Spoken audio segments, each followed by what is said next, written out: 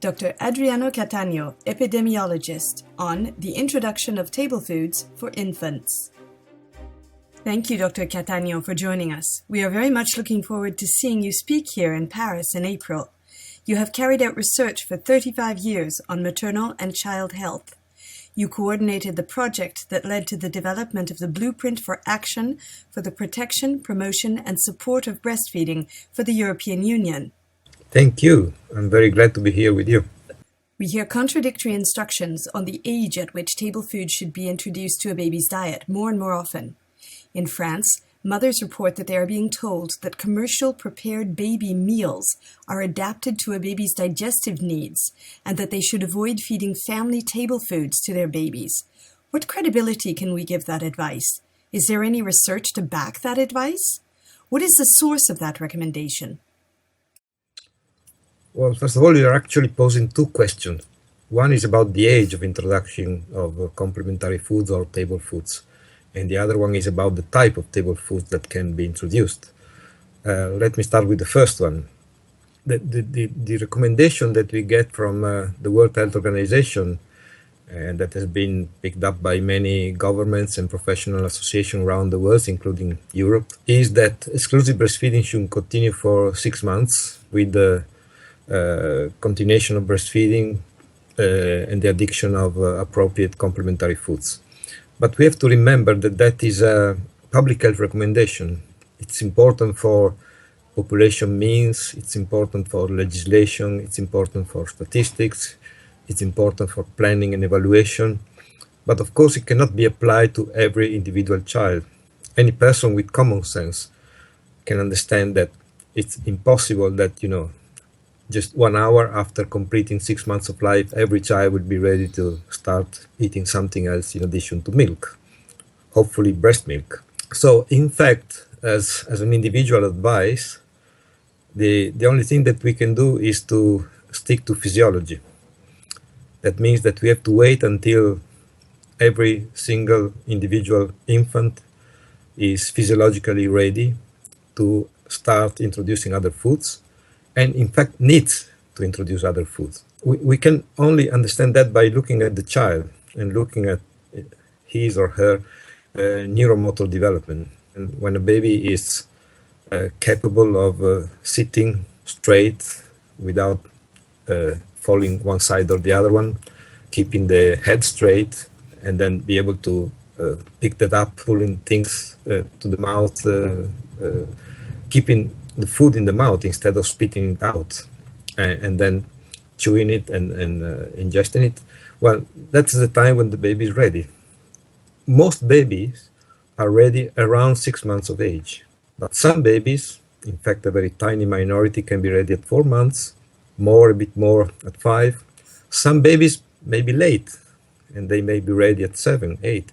And occasionally you can have a baby who is only ready at 9 and will perfectly survive with only breast milk until 9 months of age. So we have to be very, very careful not to confuse a public health recommendation with individual advice. These are two completely different things. And any doctor or any parent, in fact, who follows a very strict recommendation about 4, 5, 6, 7 or 8 months is wrong, because his or her baby may be different. So we have to be very careful about that. Now, having said that, then we have to decide what kind of food is appropriate for that baby. Now, the food that the baby will like is the food that the mother has eaten during pregnancy and lactation. Because during pregnancy and lactation, the tastes, the flavor pass through the placenta during pregnancy and by breast milk during lactation, and the baby is already used to those flavors and tastes. He knows them, or she knows them, and she will accept to eat. In fact, he or she will be eager to eat exactly the things that the mother has eaten for several months before he was born and soon after birth. If we give the baby something different, there will be a problem, because to eat something with a different taste, the baby needs to, first of all, be, let's say, evolutionary sure that that is a safe food, and therefore he will be very, very careful and will not accept everything at the beginning. He or she will need 10, 12, 15 tastes before he makes sure that the food is good, okay, and safe. And then in any way, later on, when he will be 12 or 15 or 18 or 24 months, he will have to turn back to the food of the family. And so we have a trouble here because we will need a double transition. First of all, a transition from the tastes and flavors of the mother to industrial foods, and then once again another transition to table foods, family foods. I think that we can avoid that by just starting from the beginning with the family foods. So the attention of the person who will support the family introducing table foods and complementary foods, the attention will be on the fact that family foods are healthy. Now, if the family foods are healthy, then automatically the baby foods will be healthy. And it's much better, in fact, to start with the family food than to start with then industrial food.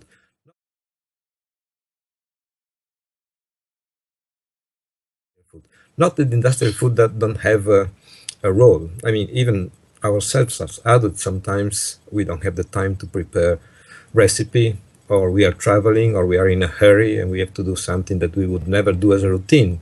And that's understandable also for babies. I mean, there's no problem about that.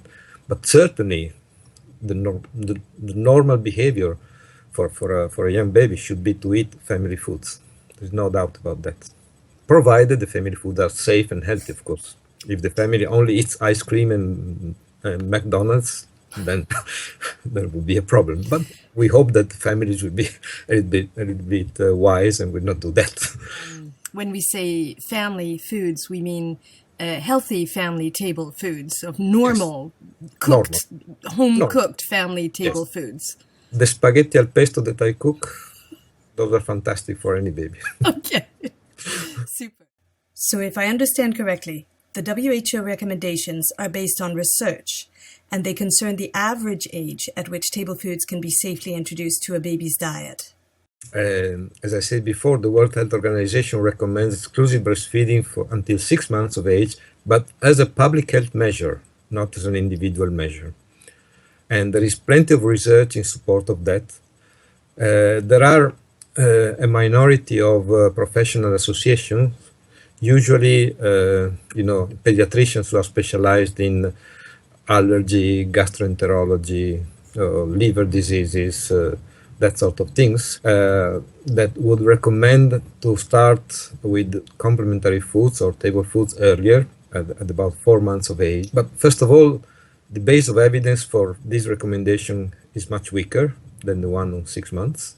And second, it may be right for a very spurious number of babies, those who are at very high risk of allergy, an allergy that has repeated for generations.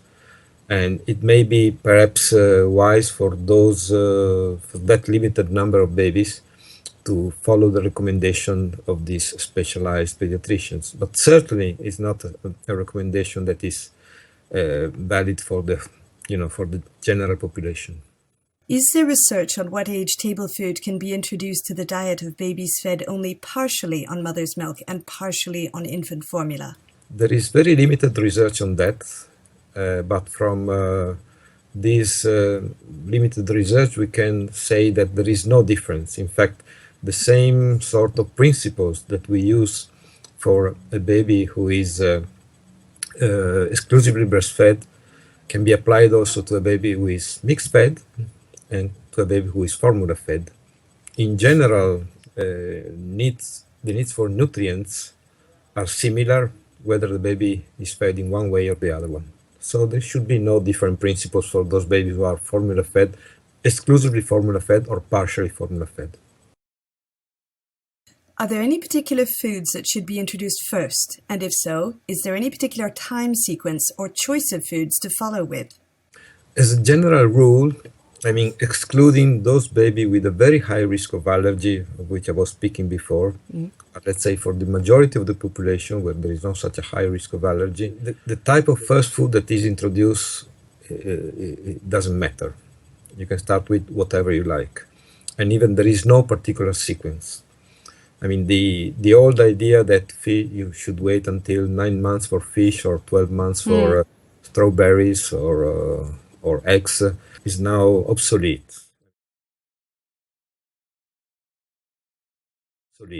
I mean, the research has shown that there is no such a need to follow a particular sequence or to delay the introduction of particular foods.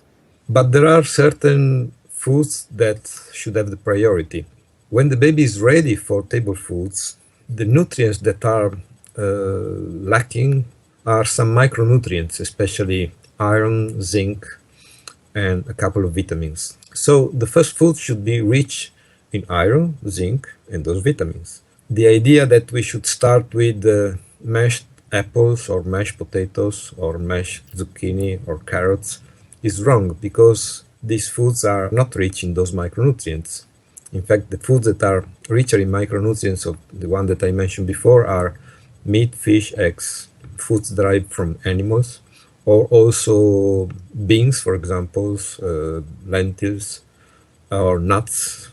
So, provided we prepare those foods in a way that are suitable for the neuromotor skills of the baby, I think that this should have a priority over the other one. But if a family, as I was saying before, is healthy, probably there is a mix of foods that contains also foods rich in iron, zinc, and vitamins. And therefore, if the family diet is healthy, that is also good for the babies. Another recommendation that I would give in terms of table foods, of course, variety and a mix of different foods is the important principle. But also, it's important to have a good proportion of what we call finger foods, and not only foods that have to be given with a spoon. The baby at that age has to develop skills, the ability to grab, to pick up with the fingers, to take to the mouth. And so feeding must be active, must be an active act, not passive. Now, if you use only soups or semi-solids and you need to feed the baby with a spoon, the baby will be passive and will not develop the skills that are needed to be independent later on in eating and feeding himself or herself. It has to be at least a balance of the two things, but if I had to give a preference, I would give preference to food that can be taken by the baby with the hands and the fingers. Is there a particular way parents need to regulate the amount of complementary foods or table foods they give to their infant while he or she grows? Let me respond by asking you two questions. My understanding is that you are a Lecce League counselor. Yes. Is that okay? Yes, that's right. Now, when you advise a new mother to breastfeed, you probably tell the mother that the baby can self-regulate the amount of breast milk he or she will take. That's what we say, yes. So you sort of assume that a baby, at least up to the age of 6 months, during which time the baby will be exclusively breastfed, he will be able to self-regulate. Second question, you as an adult, do you think that you can self-regulate by the mechanism of appetite and satiety the amount of food that you take? Yes. Yes. So why should there be a window between 6 months and 2 years when, people are unable to self-regulate themselves? Nature and the evolution cannot have, put this sort of a black hole into the life of individuals so that for the first 6 months they are able to self-regulate. From 2 years onwards they are able to self-regulate, and for 18 months between 6 months and 24 hours they are unable to self-regulate. I mean, the ability to self-regulate is a continuum for the whole life. So if a baby who is 8 months old or 12 months old can self-regulate, why do you worry about the amount of food that he has to eat or she has to eat? You just put the food on the table and the baby will be able to self-regulate. That's it. Don't force baby to eat more because they don't need more. And of course, don't give a little bit more if they ask for more. Yeah, that's the simple rule. Self-regulation is the rule for every individual, and we have to respect that, because if we do that and if we don't force or change this capacity to self-regulate, this will be an asset for the future life. Instead, if you disturb that capacity to self-regulate, that will be a problem later in life. So do not disturb physiology. Physiology is something that has to be kept, working silently behind or beyond. Yes. So do we agree then that if foods high in iron, zinc, and vitamins in the B and D group are the most important first foods, that if a mother absolutely wants to measure something in her baby's diet, that she should be thinking more about calories and content than measuring the quantity of food? The obsession for the quantity of the food regards industrial foods. Because if you are following the advice of your pediatrician to feed your baby only with formula, and then when complementary foods are needed with other sort of industrial baby foods, then of course, because these foods are prepared with the so-called right amount of calories, fats, proteins, micronutrients, and so on, then you have to follow the instruction regarding the quantity if you want to feed your baby the right amount of calories, protein, micronutrients, and so on. And of course that is possible because in the label you have all the ingredients listed by 100 grams or whatever. Right. Now, with table foods, first of all, that's impossible because you don't have the labels in table foods, okay? My spaghetti al pesto, I don't know how many micronutrients there are. I know that there are micronutrients, but I cannot guess the exact number of molecules of iron and zinc. So that's impossible for table foods. And second, if you give your baby table foods, there will be a variety that is usually bigger than the variety that you have when you give only formula and industrial baby foods. You have a very, very limited variety of those foods. I mean, you have cereals, you have a little bit of chicken or fish or vegetables and so on, but there's very little variety. While the recipes that you get at home, I mean, when I prepare baccalà alla vicentina or any other favorite recipes at home, and then I have different, breakfast, lunch, and dinner, and every week there are different recipes. Then the risotto can be combined in 1,000 different ways, and the sauce for the pasta can have vegetables, meat, fish, whatever I like, depends on what my favorite diet is, family diet is.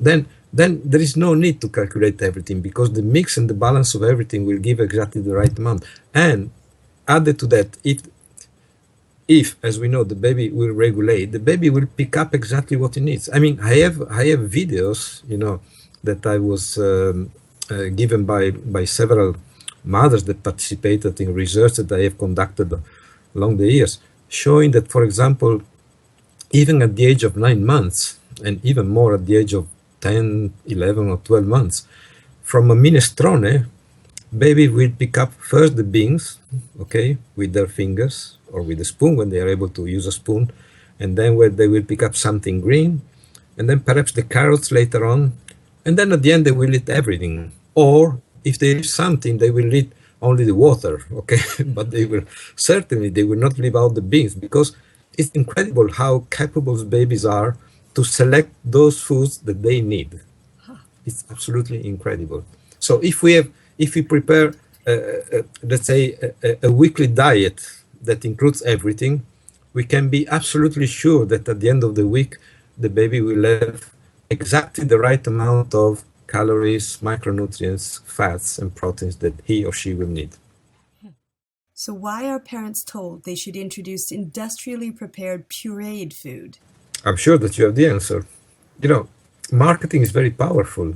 The baby food companies, they spend 100 times more than public institutions spend for promoting a good diet. I mean, they don't promote a good diet, they promote their products, of course. And marketing techniques are becoming extremely sophisticated.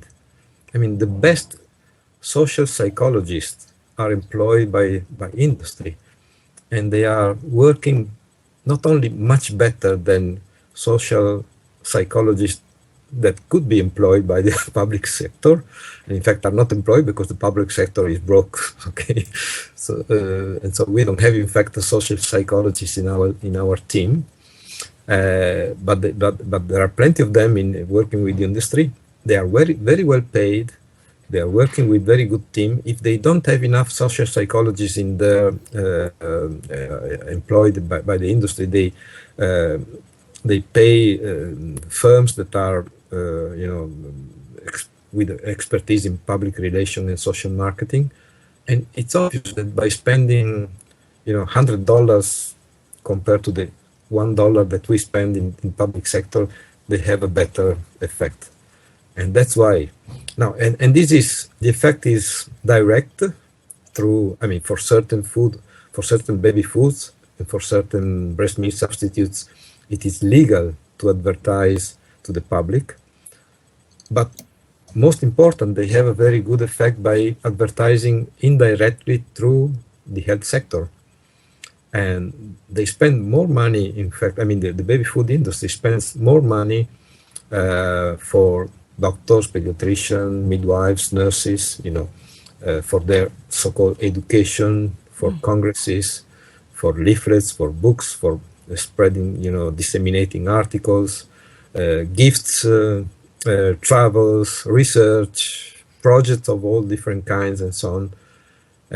They spend much more on that than on direct advertising to mothers, because they know that if an advice is given by a white coat, it will be probably more convincing than advice given by a person with a bow and tie. And that's why they do that. So the answer is we are living in a society where the marketing is so powerful that it can disturb all our normal way of eating, and as we were told by our grandmothers. It's very I'm very worried about that. Very, very worried. But I'm worried not only for the health of our generation and future generations. I'm in fact even more worried for the planet, because all this is not safe for the planet. The planet is filled up with all sorts of rubbish, contamination, climate changes, lack of water, greenhouse effect, and the baby food industry is a contributor to that. I'm not saying that it's only the baby food industry. There are many other factors, of course, but baby food industry is a contributor, and if we let it grow indefinitely without posing some limits, it will be a disaster. We have to study physiology once again. We have forgotten physiology. That's a pity. Thank you very much for the time you've given us, and thank you for your words of wisdom. We're very much looking forward to seeing you in Paris in April to hear about the research you've carried out and your experience that backs up such simple, common sense, healthy, normal recommendations.